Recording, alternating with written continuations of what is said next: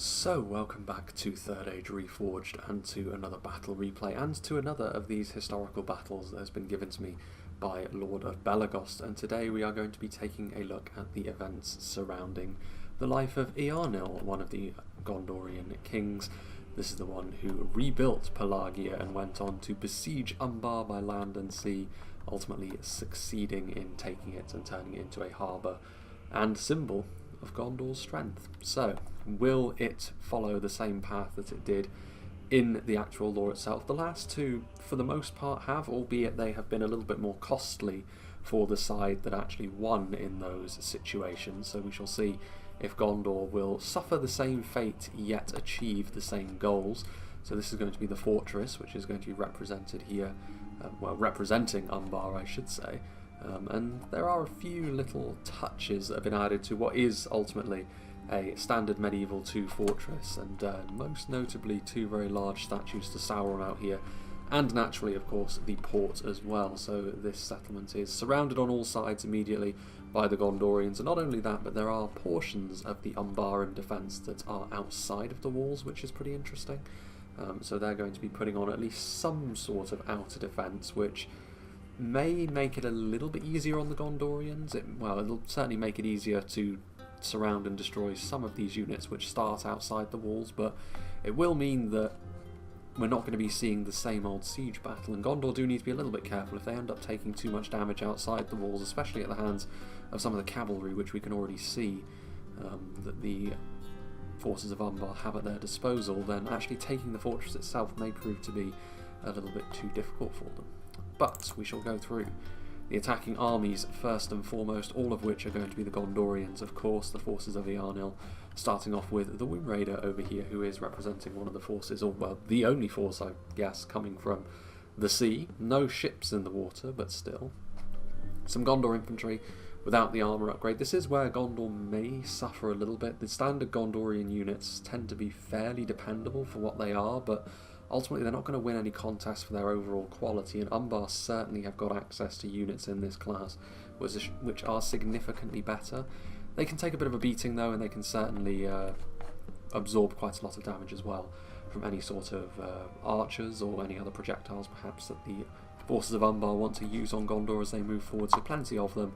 And it's going to be the building blocks of certainly the initial Gondorian assault at the very least. The spearmen very much in that vein as well. They will stand and fight for a little bit longer due to the slightly better defensive nature of spearmen, though it is worth saying that they will of course be even worse at trying to puncture the high-tier Umbar infantry's defences, certainly. Some Gondor archers on the flank as well. The stakes have been deployed, which is actually useful in this situation given the rather high amount of defending cavalry that Gondor may have to deal with. Gondor archers themselves will be better placed trying to trade damage with the Umbar forces that are going to be waiting for them up on the walls and within the settlement. Decent at skirmishing.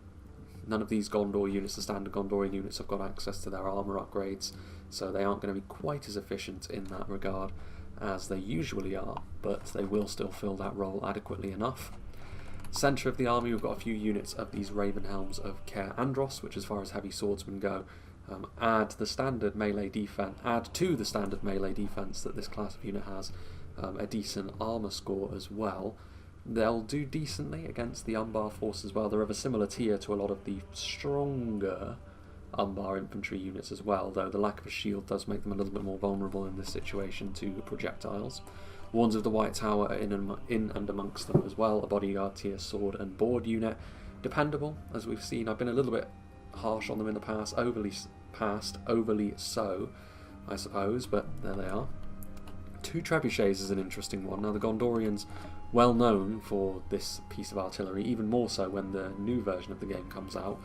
This is going to make the walls a hazardous environment for Umbar to operate in, but again, those forces are outside the walls immediately. The trebuchet is going to try and target them down right away by the looks of things, but they're also going to be a very juicy target for that Umbar cavalry to go after.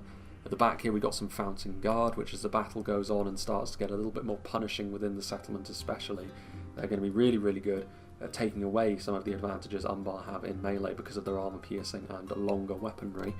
also pretty good at zoning out cav. This is a lot of Pelagian Marines, and this is of course part of the theme of the battle overall. The EARNIL of course rebuilding Pelagia, so many of the men from that location going to be making up the army here. Lots of javelins, which is useful in a siege of course, but they themselves, they're passable in melee, but they're certainly not going to be on the same level as many of the Umbar troops, so they're going to need to have basically won the battle before the Pelagian Marines need to be committed, otherwise they could be in a little bit of trouble. And some armour-piercing Citadel Guard as well. Hovering over the settlement to the next army, which is going to be Lord of Balagost himself, of course playing as the Gondorians as well. Fountain Guard once more. He's got a few more units of standard Gondor militia infantry, even worse in terms of their quality than the standard Gondor infantry in relation to some of the units that Umbar may have access to, but as far as a militia unit goes at facing off against other infantry, they're better than most because they come equipped with a sword rather than a spear, though a spear might be useful in this situation given the cavalry presence. More Fountain Guard. Marksmen of Caer Andros are here also, a very good heavy archer, but also that two-handed sword in melee makes them a very multifaceted unit, big fan of them. Just in behind we also have some Axemen of Lasarnak, armour piercing, going to be useful against Umbar, so utilising them at the right time so that they don't die off in vain, which they inevitably will without the armour upgrades as you see here, and the lower melee defence the heavy Axemen tend to have. Fountain Guardsmen, Pelagia Marines also, a couple more units of Ravenhelm, so a similar look to this army, though not exactly the same. Maybe a little bit more varied in terms of the units that Balagost has at his disposal, with the Nimlothian Honour Guard as well. Huge shield value, second hit point, armour-piercing spearmen. Very, very strong, of course. I'm well known for being a big fan of that particular unit. Gondor Militia Infantry, more Marksmen of Caer Andros, more Militia Infantry and Axemen of Lasarnak over here as well. Moving on to the third Gondorian army, marching from inland, we have Fire Captain Les McBurney. Wardens of the White Tower once more, with 2 units of Wardens of the White Tower, in fact that's a lot of quality. Maybe relatively small as far as units go, but it's the sort of thing which Umbar will struggle to deal with if they're deployed at the right time and supported appropriately, so that their lack of numbers isn't too much of a problem. Axemen of Lasarnak carrying up the ladders, they'll make a juicy target for any Umbarim archers up on the walls, but something is going to get shot, there's going to be no avoiding that. Some Fountain Guard. We also have some Gondor infantry once more, again without the armour upgrades, so perhaps not quite enough time to don their full armour here as ahead of their mobilisation. The Vanguard of King Elisar, which will be making their return, albeit with a new unit model of course, when the new patch comes in. We saw them fighting as part of the new version of Caer Andros in the new patch. But here they are in this version of the game, heavy swordsmen which Gondor usually don't have access to, but here they are, with the Raven Helms in tow as well as the standard version of that unit class. Gondor infantry, got some Gondor archers, more archers, Pelagia Marines. Big ranged presence here with plenty of archers and plenty of Marines. Just saw a lightning flash out the window, how disconcerting. I wonder if the inevitable rumble of thunder will be picked up on the mic.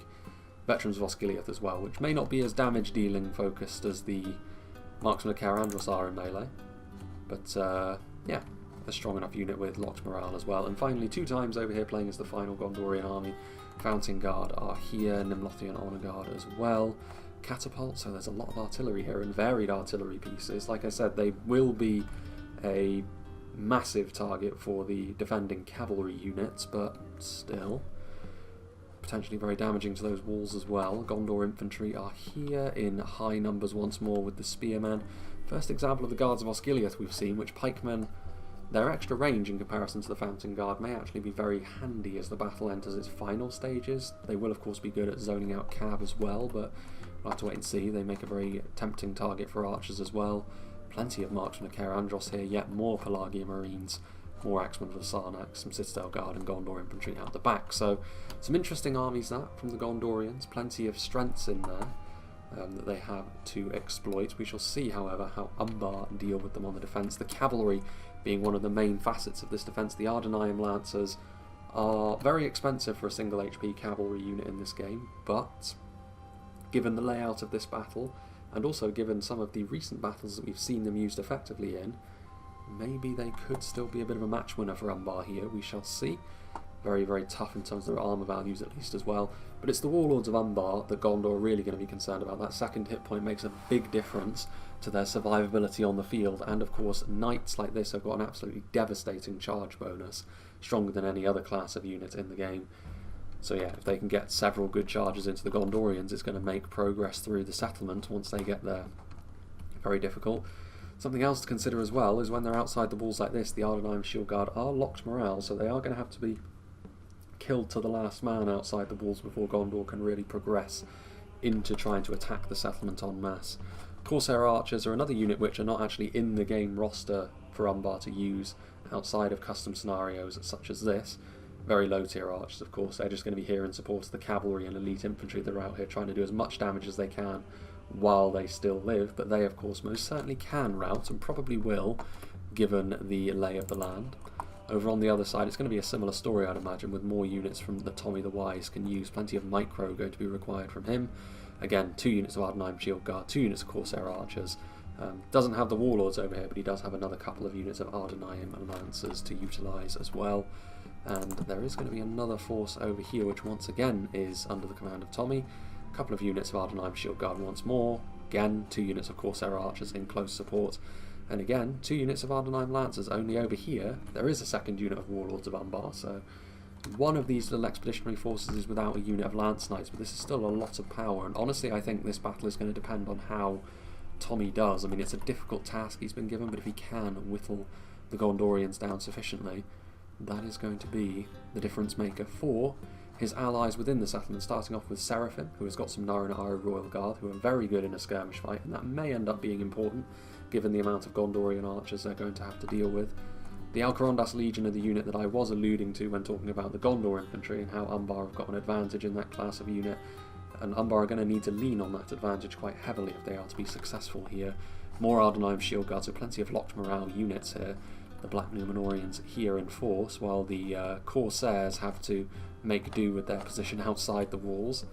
Belagaya pikemen as well, trying to shore up the lines with pikes for as long as they can is also going to be important. They need to buy time for their damage dealers to do the business in their various forms. Speaking of which, the Balakith Axe Guard, armour piercing, always useful against the Gondorians, and this is going to be a very important unit if Umbar are to have any sort of hope of winning this.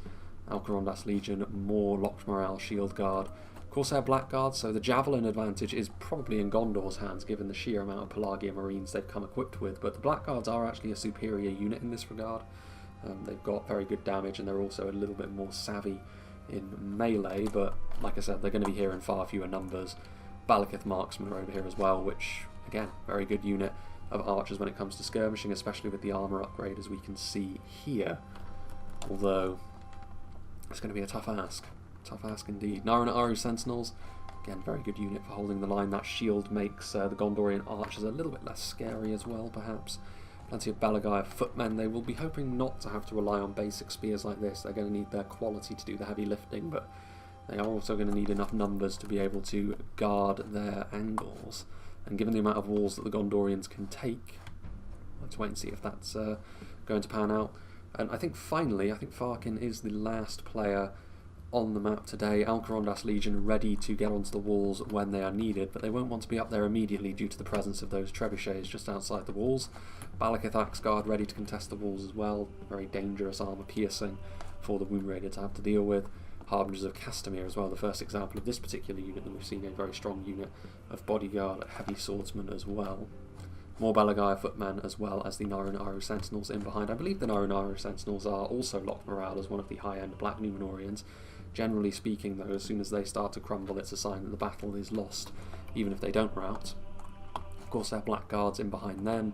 More Naru units as well as more Balakith Marksmen. There is some defending artillery, only one catapult at their disposal and under Farkin's control, but it's better than nothing, and ultimately the attackers do have to manoeuvre their catapults into position with a little bit more trouble, so perhaps some counter-artillery play could come into effect here, and some Balakith shield bearers, which are not quite as well-rounded stats-wise as the Alcarondas Legion, but the armour piercing that they have is of course going to be useful in this particular matchup. And I think that's everything, although I do think they could retreat back inside that keep if they... no, they couldn't. Never mind then, but no need for a cut in this situation because the battle is somewhat short for a siege like this anyway, and the artillery is already going to get underway, and surely this cavalry is going to scatter as well. So without further ado, let's get this show on the road, shall we?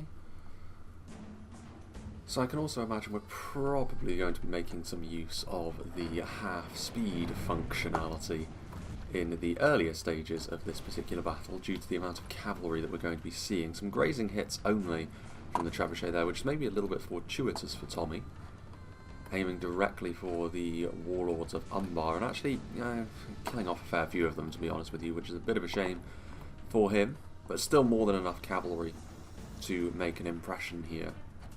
And also enough infantry actually to do so as well, and it looks as though these two little sub-armies are going to be going after an individual wing of the Gondorian force, which I think is the right idea to try and really double down on damaging some of the armies on the outside, because it allows you to more effectively use the units that you do have out here, although this cavalry is immediately turning around and electing not to follow that advice. Still, go down to half speed. I think, like I said, there's going to be a lot of buzzing around on the outside here. The Ardenheim Lancers, this is a little bit of a misstep, I would say, by 2 times. Already, it's very possible that the catapult crew could end up getting charged. It's kind of fortunate, I think, because the Ardenheim Lancers retargeted onto the Gondor infantry there. If they had followed through onto the catapult crew, they wouldn't have killed them all off, so it wouldn't have been an absolute disaster, but it certainly would have been a bit of a chastening blow to take for the Gondorians over here. This artillery is the sort of thing they really want to be keeping in good condition. On this kind of settlement where you can peel away several sections of wall with your attacking artillery, it's very worthwhile to keep them alive at a decent cost. That cavalry over there still menacing the Wound Raiders force, the cavalry coming in here from the front. This is a little bit gung-ho, I would say, considering the presence of the Citadel Guard on the front line. I mean, the initial charge will still do decent damage, but the spears, when they're braced, are going to be far more difficult to crush underfoot. And this is going to be the real problem as well. When it comes down to trading blows in melee, the Citadel Guard are one of the best units of spears in the game for dealing with this kind of cavalry unit, because of that extra armor piercing they have on top of the anti-cav bonus. So already, a little bit of pressure perhaps, but Umbar need to use this cavalry well, like I said, in order to have a chance at winning this battle. And so far, the Gondorians have managed to set up a good defensive shape, and the cavalry being menaced. The Corsair archers are now going to be able to fire in, however, doing a little bit of damage from afar, and they can scarcely miss with the Gondorians in a dense formation like this. The damage they can actually do is going to be somewhat limited, of course, but I mean, if you go after stuff like the Axemen of Lasarnak, you can still start doing some decent damage.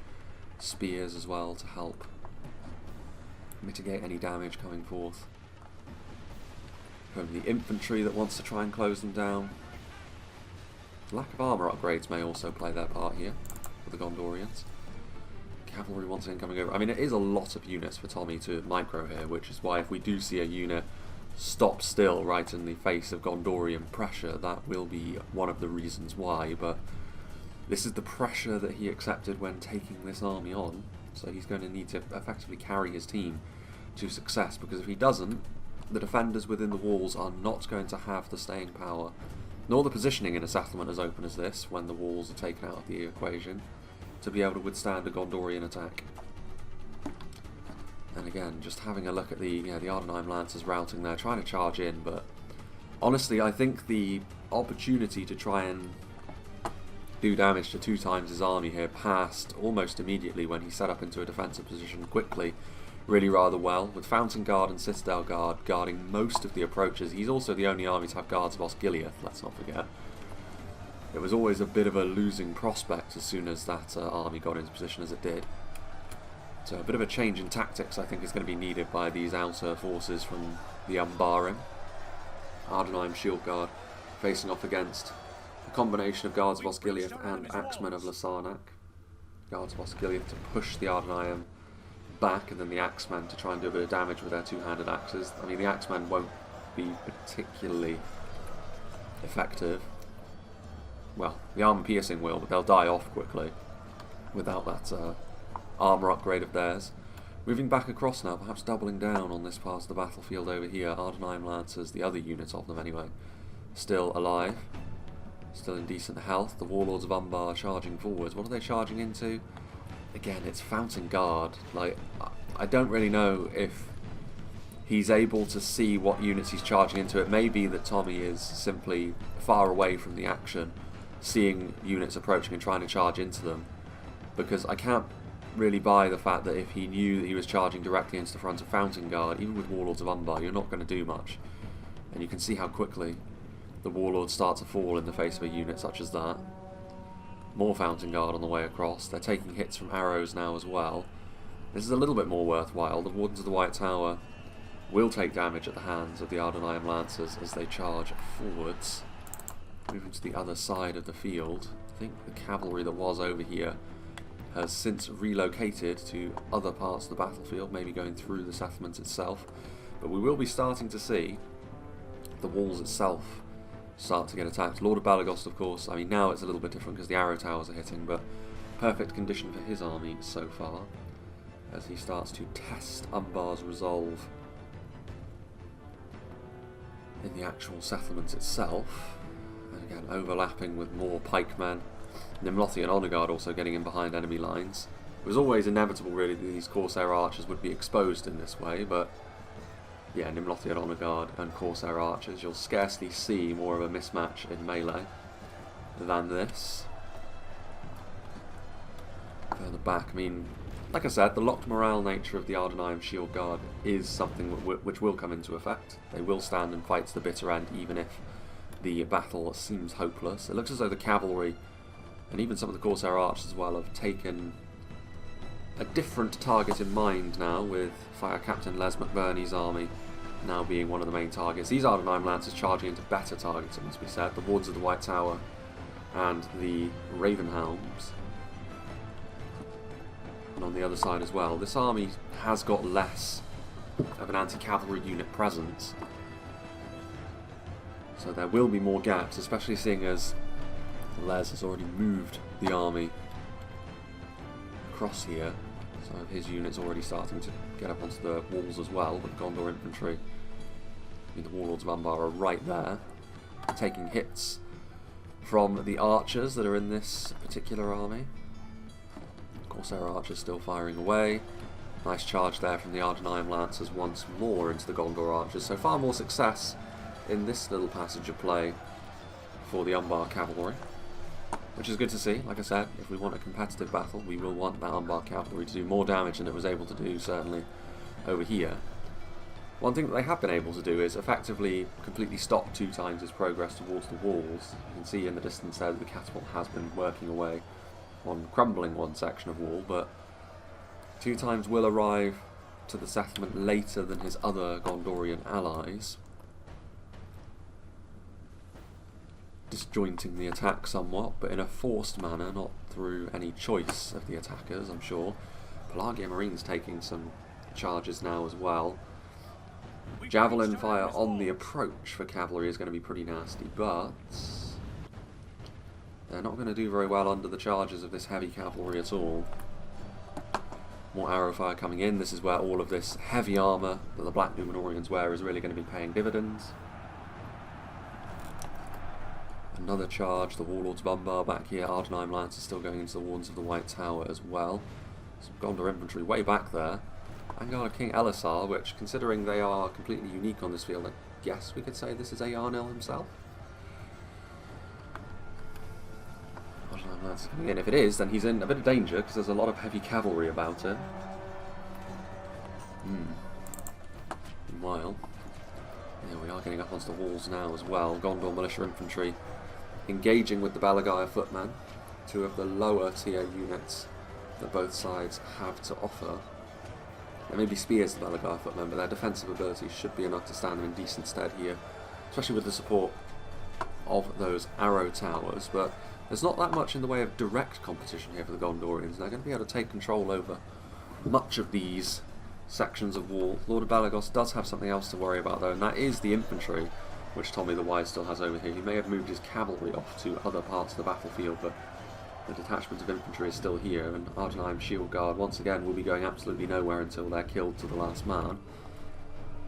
There's still the matter of those Corsair archers as well. I don't know necessarily if Tommy realises this is even going on because of the cavalry micro required on the other side, because this is a very strange thing. I think perhaps these units over here are simply on fire at will. They've been massacred by Gondor archers by the looks of things, but it's something that isn't too bad for the defenders. It does mean that Gondor won't have their own archers to worry about too much.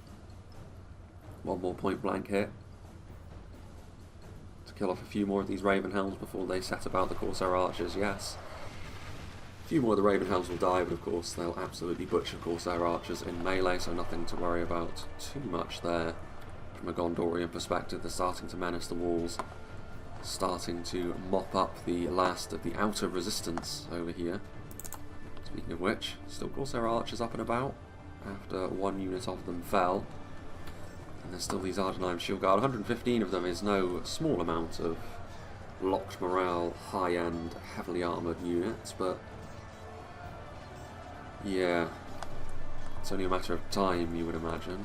Let's not forget, I mean, most of this battle has taken place at half speed because of the chaos and pandemonium that's been happening outside the walls. So in actuality, this has been a relatively short-lived affair out here for Umbar. How much damage are they actually doing to Gondor? I mean, based on the vast majority of the corpses of the infantry over here being Umbar, and cavalry as well, you'd have to say that 2 times his army, Tommy's somewhat broken his teeth on that particular foe. A little bit more fortune against Les McBurney over here, however. More is going to be needed, and the cavalry is still in decent health, shall we say.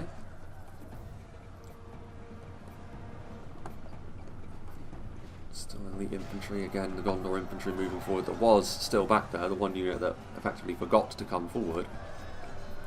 But it's going to be charged immediately by Warlords of Umbar and take a fair few casualties as a result of that. But a friendly fire going to be coming in here from the Gondor archers as they try to continue to shoot the Warlords of Umbar, who are shaken, interestingly enough.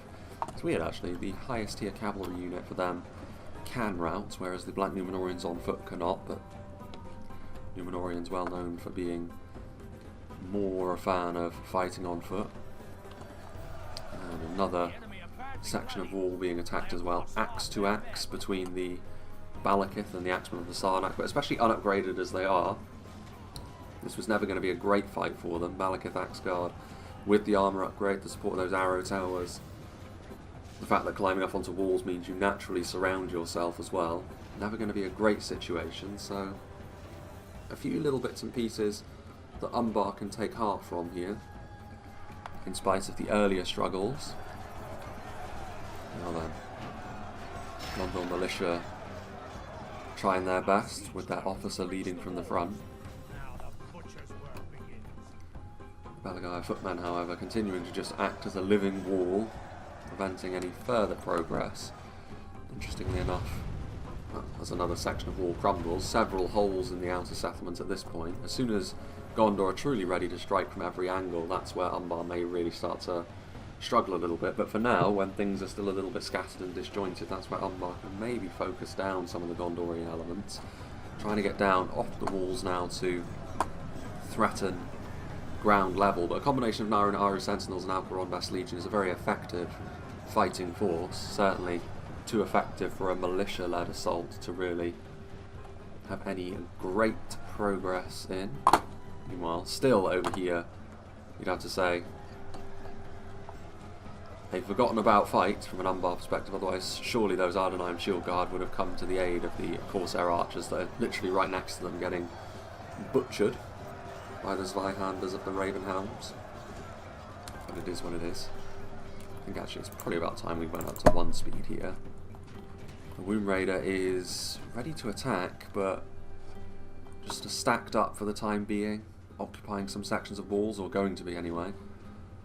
Pelagia Marines going to try and do their thing, but taking hits from the arrow towers and from the units of archers that are inside the walls, so trying to fashion the best angles to start softening Umbar up and then ultimately marching directly towards the town centre, of course. One of those medieval 2 settlements where the town centre is right next to a section that you can gain direct access to, so Umbar are going to have to fight the Womb Raider directly right from the off, just because you can't afford to lose the town centre, otherwise you will lose the game ultimately. The other armies will have to fight their way through the settlements, and still there is the cavalry to negotiate out here. Though it is looking like the cavalry is a little bit more thin on the ground now, as the Ardeniam come charging in. Interesting, well, there's only 5 warlords of Umbar left. More infantry does fall. Scenes of carnage, scattered Umbar heavy cavalry. Plenty more dead Gondorians over in this section of the field as well. But yeah, the cavalry is definitely looking less healthy now. Still trying to pick off some of the stragglers. Tommy's general does fall. Shouldn't be too much of a problem. We have seen these cavalry units break in the face of some Gondorian pressure, but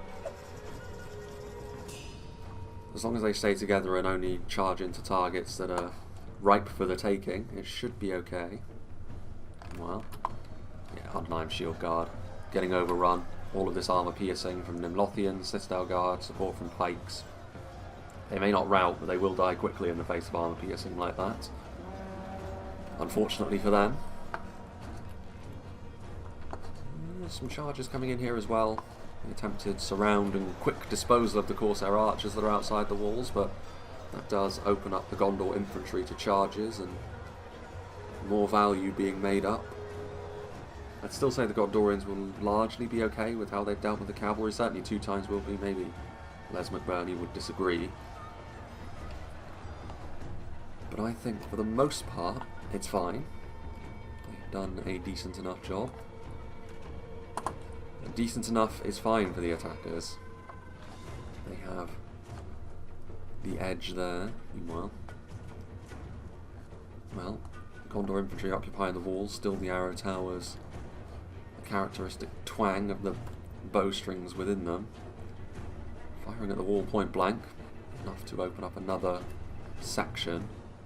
The siege towers are in the way of that Umbar catapult. We did see them try to hit the Gondorians, but they have to thread a needle, and the siege towers are there for a reason, to block that from being a possibility.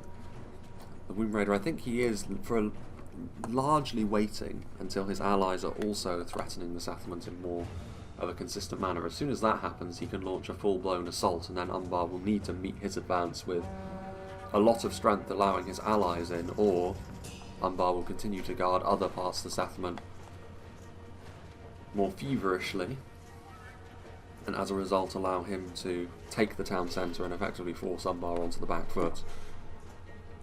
I don't know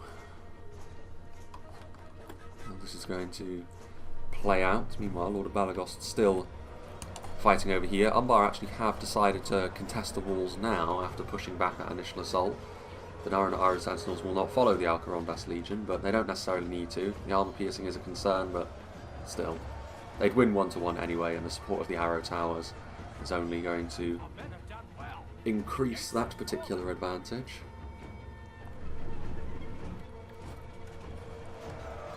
Although the Fountain Guard will represent a far more serious problem. Belagaya footmen as well. 2 units of Fountain Guard on both sides. This is certainly going to be the end of the regular Umbar spearmen. Unfortunately for them, they'll do fine against militia, but not against some of the finest that Gondor have to offer. You can still see over here, this unit of Ardnheim Shield Guard has done really well against the Axemen of Lasarnak that were here. That's going to change now with the Citadel Guard on the way forward. That will be enough to ultimately bring about their destruction. Further in, Ravenhelms finishing off the Corsair archers with the support of the Wardens of the White Tower. The Ardnheim Shield Guard have engaged in the time since we were last over here, but again it's just going to be as a locked morale distraction that the Gondorians have to deal with, a speed bump and nothing else. And it's one of those things where it's an expensive unit, it makes up a decent part of the proportional strength. It leads me to believe that we are going to be seeing another historical battle that follows what happened as it did, with the Gondorians having the advantage so far. Can Umbar's quality help turn this around? Starting to spill out over here as well, heading towards the gatehouse. Corsair Blackguards getting in the way, but again it was that Fountain Guard that was up on the walls that are going to be engaging them. The Black Guards are passable in melee, but once again the Fountain Guard have a big advantage. The Lothian Honor Guard facing off against more Ardenheim Shield Guard. The Balakith Shield Bearers are here also. Armor piercing stands them in decent stead.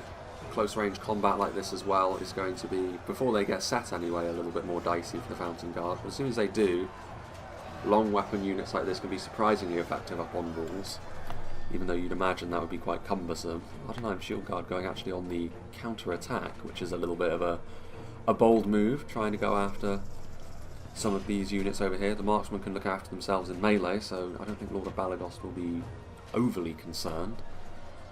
But interesting that Seraphim is going about things in this way. Maybe he's going to go up the ladders as well and really try to break up the formation of this Fountain Guard over here. Indeed he is. A bold strategy. It'll be enough to probably net them a victory there, but it's only a small one, and the rest of the walls still will very much struggle. The Ravenhelms really struggling. Again, arrow towers, archers on the ground, Alcarondas Legion to entertain them in melee. And yeah, Les is the one that's been put under the most pressure, I think, from the attacking army. It's nothing to do with really the way he's played at all. Anyone would have struggled against that level of cavalry, given he didn't have quite the same anti-cavalry presence that 2 times did. But still pushing in. Again, the Ardenheim Shield Guard. Locked morale. Just like the 300, guarding a narrow point. Horribly outnumbered. Unlike the 300, however, they are actually outclassed individually by stuff like the Fountain Guard and the Vanguard of King Elisar. And over here, maybe a little bit of a counter-attack outside the walls again from Seraphim, though this one slightly more ill-fated, with one unit of Alcarondas Legion charging forth into a crowd of Gondorians, including pikemen. Individually, they would win, but this is definitely a battle in which they are outnumbered, even if not outgunned. Are we going to be seeing the... Did he run out of ammunition shortly before that? There's still some cavalry outside the walls, but not really enough to be too concerned about. Gondor Spearmen. A little bit of a token effort of an assault, this one.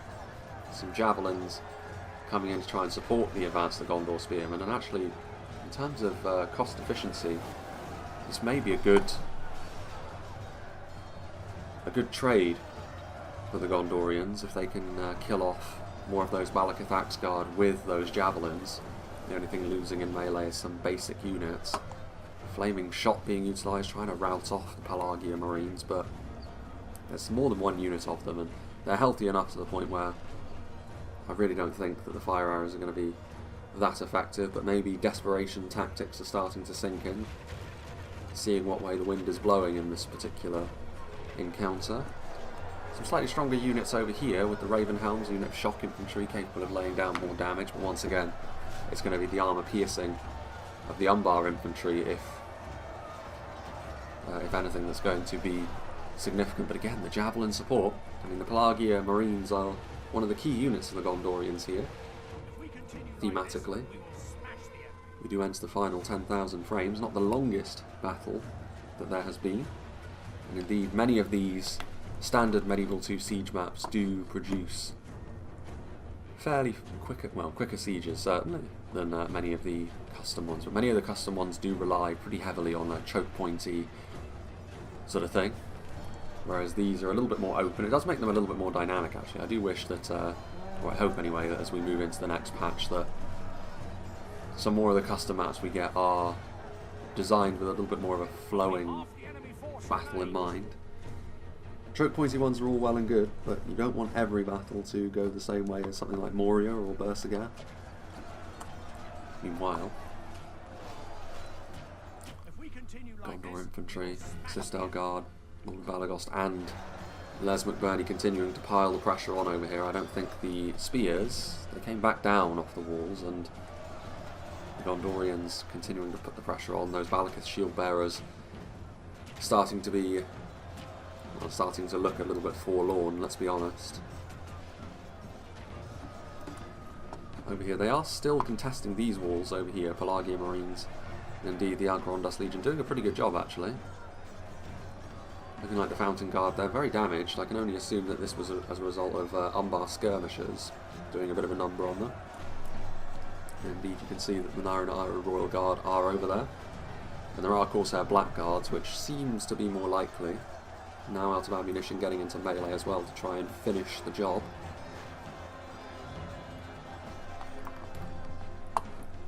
Let's see, Naran Sentinels.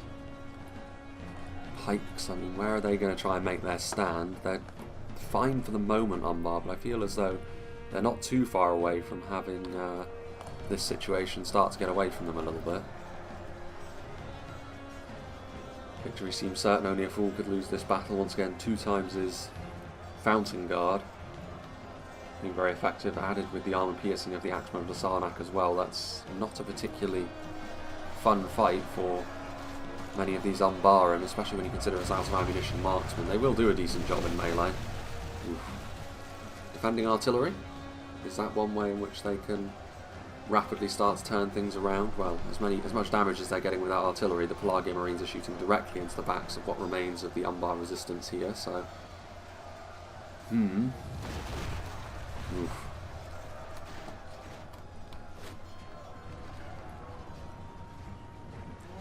Balkith marksmen routing.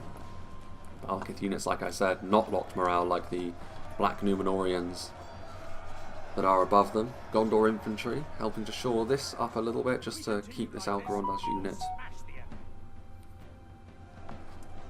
locked down.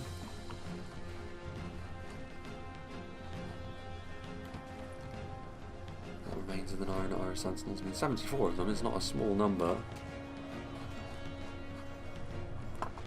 But more and more of these walls are blanketed with exclusively Gondorian units, and the Umbar units that remain are very much on their last legs.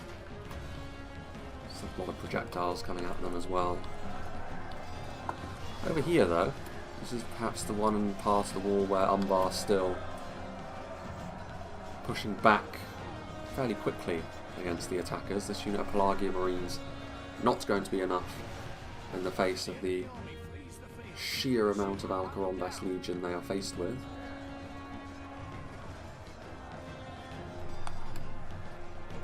Further back, Corsair Blackguards still not really at the front line. Naran Royal Guard are now leaving. The artillery is taking hits from something, I would assume from archers that are trying to kill off the crew. Managing to hit the marksman of Caer Andros there, quite nicely. But the settlement is now... I mean, I think they're going to have to try and consolidate around the town centre, Umbar. I don't think they have too much of a choice with what they have remaining to them. Alcarondas Legion, pathfinding of Medieval 2 at its finest. Trying to retreat in a timely manner, instead deciding to run into someone's garden wall. Our ally lies dead. Without their general, they may lose heart and flee. They will turn around and go after the marksman now. Some support as well coming in from the units that are still here. And this is what I was talking about. There are a lot of units in and around the town centre, but more and more of them are now having to be committed over to stop the Womb Raider from directly taking the town centre. And this is why I think the patience he showed earlier on is going to pay off for the Gondorians here. Even if he himself is stopped, his allies won't be if all of these units are committed over here. And that is the key. Sometimes you've got to be the sacrificial lamb. That may be his job this time around. I highly doubt actually he will be killed off in his entirety before his allies start to make real progress over here. Guards of Osgiliath. Arrows still streaking through the sky. Gondor infantry. Again, meeting up with a unit. Certainly they're superior in class, but what are the Umbaran trying to do here? Trying to break the spirit of the Gondorians quickly by burrowing into their lines. Maybe Gondor trying to be a little bit stingy with the units they've committed forward. And yeah, I mean, Umbar are definitely going to win this little microcosm of an engagement. Basic Gondor infantry and spearmen will crumble in the face of this rather aggressive Umbar push, and this is the kind of thing that Umbar needs to do a little bit more of. They need to start dismantling individual sections of the Gondorians to try and make up for the deficit that they find themselves suffering under. Problem is, for every example of that happening in favour of Umbar, there have been 2 or 3 that have been happening in favour of Gondor as the battle's gone on. Over here, no examples of much fighting happening now. Marksman Andros going to try and mop up the Corsair Blackguards. They're still fighting for this wall over here resolutely. Some Lothian Honor Guard bloodied. Alcarondas Legion actually winning out over here, though again battered and bloodied, but every soldier is going to be needed to help lock down the town centre at this point. Anything else happening on the walls over here? This unit of Alcarondas Legion eventually succumbed to the pressure that was all around them, so yeah, Umbar now starting to move back into shape. This unit of 64 Naran Aru Sentinels are going to be absolutely vital for defending the TC as well, so they need to get out of here. I don't know, they're probably are they going to leave it too long? No, they are going to retreat. They're going to be taking arrow fire while they do so, but it's better than being cut off completely. Or are they? This unit of Gondor infantry racing to try and block them, and I think they are going to... Well, no, they stopped. They've retargeted, I think, onto them instead of just pathing forwards. Yeah, they're going to catch them though.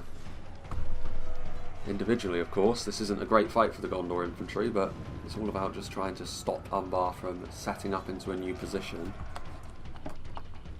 And indeed, just looking at the lay of the land at this point, the Womb Raider is still being stopped, and indeed, actually, Umbar counter-attacking out into his positions. They really want to kill off this Gondorian army on the coastward side of the settlement as quickly as they can, so they can fully focus on the armies that are now making their way through the residential section of the city. But even then, I don't think they're going to be able to do that quickly enough. If there's one thing Gondor can do, it's hang in there. And also with the javelins coming in here as well, they're going to be whittling away at the strength that Gondor still possess. Gondor going to be stacking up here. They need to show a little bit more urgency, I think, the Gondorians. They do hold the advantage in this fight, but a lot of these units that are still way far over there, they need to be ready to move forward quickly, especially seeing as some of these armies are not waiting. You can see Lord of Belagost eager to get things underway, and 2 times still has some units that are outside the settlement. So a little bit of disparity between how the Gondorians are approaching this, but we'll see if that proves to be significant or not. Victory seems certain, only a fool could lose this battle. Pelagia Marines. Javelin volleys forthcoming. Firing into the front of the Alcarondas Legion, but they will easily be caught by Farkin's warriors. Oof. And it's unfortunate, Farkin's catapult only hitting his own units, but based on the terrain, it's maybe not the best angle for the catapult here. They need that catapult to do an awful lot of heavy lifting for them at this point, and the Gondorians still have plenty of archers that they can utilise here as well, trying to shoot into the Umbaran as much as they can. Shooting over the Alcarondas Legion and into the backs of the units that are still trying to deal with the Womb Raiders' force. Pelagia Marines and Marksman Andros will also set about their business as the Alcarondas Legion move forward here to try and butcher their way through Gondor archers, which they will manage, but it's an isolated existence that they now have. And there's a lot of Gondorians here that are going to try and smash their way through the Naran Aru Sentinels. Gondor come with their own pikes, with bodyguard tier infantry, armour piercing in tow, all of the things necessary to make this a very difficult thing for Umbar. Javelin support as well. And as much as Umbar have done pretty well on a couple of these choke points as well, they are actually losing ground to the Womb Raider as well. So I think we are going to see a rather rapid conclusion in favour of Gondor from this point on. Another of the Umbar generals does fall. The counter-attack, I think, was the right thing to do. When you find yourself in the hole like Umbar did, you've got to try and do something.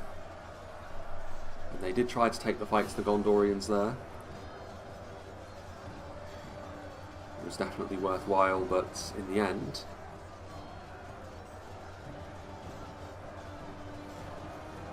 not completely successful.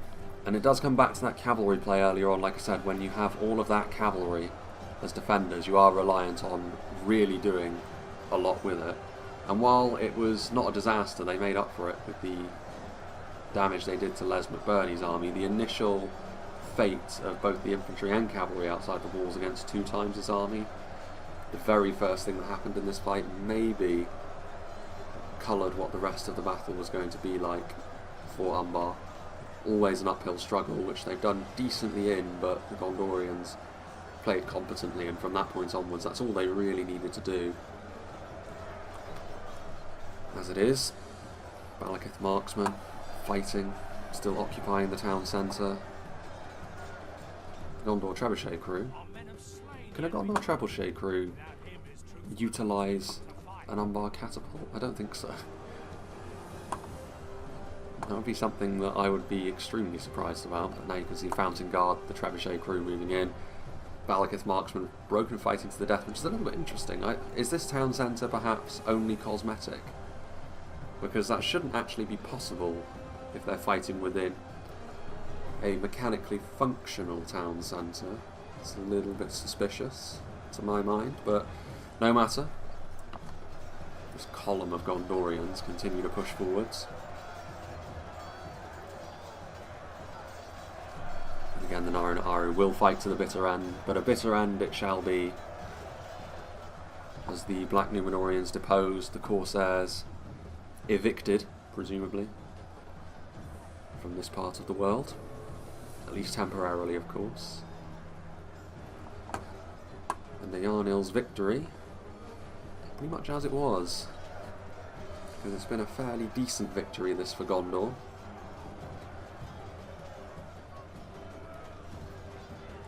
Defeat seems certain. Marksman Carandros showing their abilities in melee. Admittedly though, those Archarondas Legion were heavily bloodied already. Worth keeping in mind for sure. The balance of forces evenly matched. Even over here, Umbar are running out of steam now. Though the support coming in from 2 times as marksman of Carandros may have something to do with that as well. Swords drawn. Yeah, it's a fairly good victory this for Gondor. But historical as it is. Gondor archers shooting in as well. As they move forward to mob what remains of the Naru Naaru. This is where, of course, Umbar can extend the battle a little bit. There are other factions, of course, which do have locked morale or very high morale units that are difficult to break, but it stands out a little bit more with Umbar among the human factions, I would suggest. With the fact they've got a whole class of unit, really, which has got that locked morale status. And many of the others, like Gondor, of course, that they face, don't really have that. It's the sort of thing, high morale, that you associate with elves, or maybe the dwarves of Khazad-dûm. So impressive company that Umbar keep in that reserve with their mental resilience, but unfortunately for them, it wasn't enough to see them over the line here. The Yarnil will claim victory. The haven of Umbar turned into a harbour for the Gondorians as their power waxes.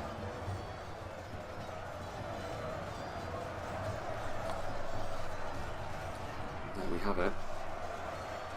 Bit of a slaughter in the end.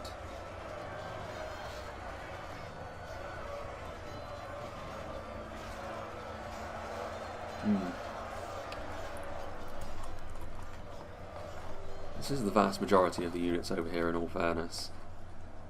Wound Raider and Les McBurney 2 times. Lord of Balagos maybe. As the battle went on, his infantry was at the forefront of much of it. But every Gondorian certainly played their part here for a well-earned victory. There was a time limit as well, let's not forget. based on the amount of frames, I didn't really mention it at all because I knew it wouldn't really come into effect. But the Gondorians couldn't afford to simply play this slowly. Time limit running dry after all. Technically counts as a draw, but that would have been a victory for Umbar as well. But a good win for the Gondorians. And there we have it. So big thank you to Lord of Balagost for sending this in and for continuing the historical series. I have another one as well from him, The Defence of the Weather Hills, which will be coming up in the next week or 2 weeks, something like that. Certainly within December we will be seeing the next part of that. Interestingly enough as well, I've got another historical battle that wasn't actually from him, the book version of Minas Tirith, which I'm trying to give a little bit more breathing room to, because of course we did see Minas Tirith about a month or so ago. Again, I haven't seen Minas Tirith for ages, and then all of a sudden I think actually I got sent 3. Yeah, it is what it is. We will be seeing Minas Tirith again at some point. So yeah, historical battles, good to see. Hopefully Lord of Balagost continues to create these, because it's something a little bit different from the standard battles that we do tend to see, and also it guarantees a theme. Obviously with this one, because there are actually events that happened in the books. So yeah, nice one this.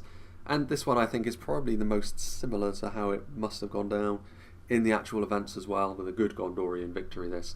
EARNIL, very successful. Like I said, Defence of the Weather Hills will be the next one in sequence after this one. So yeah, let's see what did the damage for the Gondorian, shall we? Citadel Guard doing very well. Citadel Guard, Fountain Guard in particular, for dealing with that cavalry earlier on, were very, very important. So from that perspective, they blunted one of Umbar's only hopes of really winning this battle. Pelagia Marines, all doing pretty well in terms of kills as well, breaking 100 kills each, which is what you like to see considering the theme of the battle. They're a rather unremarkable unit in the current version of the game, you'd have to say, so it's interesting to see them be such a central point of the Gondorian force. And higher tier units like the Wardens doing pretty well too. Gondor Infantry breaking 100 kills against Umbar is actually pretty damn impressive. Fountain Guard getting identical kill counts on both, 201. Not too surprising that though, the Fountain Guard. One of the examples of a Gondor Infantry unit that Umbar don't have too many answers to. Indeed, Fountain Guard are somewhat unique in that regard throughout the game. 316 on the Nimlothian Honour Guard, for all intents and purposes, the shielded version. 239 on Fountain Guard once again, so really showcasing how strong they are. Vanguard of King Elisar not doing too badly either, and of course he did survive. In spite of the early menace he suffered from the cavalry, EARNIL did live.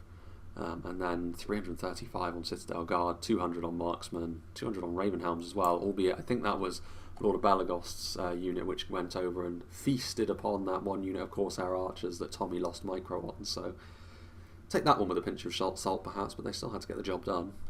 And Nimlothian Honour Guard too, so there we have it. Big thank you to Lord of Balagost, and like I said, I do hope that he continues to make these, because it's a little bit different. It definitely has a different feel to it than the standard larger sieges that we tend to see quite a lot of. And that's going to be a good thing, because I do think moving into next year, regardless of how exactly the schedule does set itself up, a bit more variety is going to be needed, because I've definitely settled into the rhythm of just going through the motions really when it comes to Reforged content. And a large part of that has just been because the work schedule I have is not really the easiest thing to fit around a YouTube channel, as I've mentioned several times before. So really it's just a case of me trying to keep to the current schedule, that I can't really change anything or do anything more or experiment at all, because otherwise it's going to compromise on the schedule itself, and YouTube doesn't like it when you deviate from your regular uploads. So yeah, we'll see. Hopefully with a little bit more variety within Reforged and just the Med 2 stuff in general, and hopefully a couple of other things, things in 2023 will pick up a little bit. But yeah, there's still a lot of things that can change over the course of the next few months, so we shall keep an eye on that particular situation. As for other bits and pieces, like I said, well, with regards actually to information, a live stream is something I do want to be doing at some point in the near future. Unfortunately, as I record this right at the end of November, I still don't know exactly what's going to be happening. There are two very distinct things which may happen at this point, and I still don't know which one it's going to be. So yeah, we'll have to wait and see. Either way, regular uploads will keep coming for the next months, so yeah, that will be that. As for other things that I've got in addition to these historical battles, I've got another one from Winged Swordsman, I believe, so you know what to expect from that. One of those larger scale battles, a very, very important provider for such things over the course of the past year or so, has Winged Swordsman been. I got given a bunch of battles from 2 times, of course, like I've already said. Another free-for-all, I think, from the Wind Raider. Maybe in the... actually, no, 2 of them from the Wind Raider are still in the backlog as well, on Cardland Outpost and on another battle map. I can't remember. But yeah, plenty of things on the backlog. So I'm not going to run out of stuff anytime soon, let's put it that way. And there is, of course, the ever-present possibility of a new patch preview also being utilised. I think when one of the new factions is maybe a little bit more finalised, someone like Dol Guldur, we may get to see them in action, but we'll see. Again, development is what it is. At the very least, it's not stuck in development purgatory anymore, and you can actually see the progress happening on the Discord, so that's heartening to see. But yeah, big thanks to Lord of Belagos once again. Big thanks to all the players as well for reenacting at these events. I hope you enjoyed this, and I hope you'll join me for whatever is next.